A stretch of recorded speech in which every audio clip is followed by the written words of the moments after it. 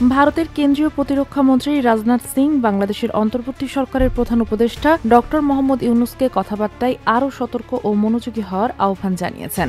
দেশটির নেটওয়ার্ক 18 গ্রুপের প্রধান সম্পাদক রাহুল যোশীকে দেওয়া একান্ত সাক্ষাৎকারে রাজনাথ সিং বলেন, ভারতের সঙ্গে বাংলাদেশের সম্পর্ককে কেউ যেন ভুলভাবে না ব্যাখ্যা করে। তিনি আরও জানান, বাংলাদেশ ভারত সম্পর্কের টানাপোড়েনের পেছনে চীনের প্রভাবও কাজ করছে।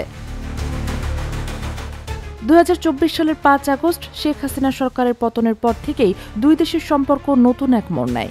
বাংলাদেশের গণ-অভ্যুত্থানের পরপরই ভারতীয় গণমাধ্যমে আন্দোলনটিকে মৌলবাদী উত্থান হিসেবে উপস্থাপন করা হয়। এরপর থেকে বাণিজ্যিক প্রতিবন্ধকতা, ভিসা জটিলতা ও রাজনৈতিক শীতলতা দুই দেশের সম্পর্ককে আরও দূরত্বে ঠেলে দেয়। এই প্রেক্ষাপটেই একান্ত সাক্ষাৎকারে রাজনাথ সিং বলেন, ভারত বাংলাদেশের সঙ্গে কোনো ধরনের ভুল বোঝাবুঝি চায় না। আমাদের সম্পর্ক ঐতিহাসিক, সেটিকে কেউ যেন ভুল পথে না নেয়। তিনি আরও পরামর্শ দেন, বাংলাদেশের প্রধান উপদেষ্টা যেন ভেবেচিন্তে কথা বলেন, যাতে সম্পর্কের উপর অপ্রয়োজনীয় চাপ না পড়ে।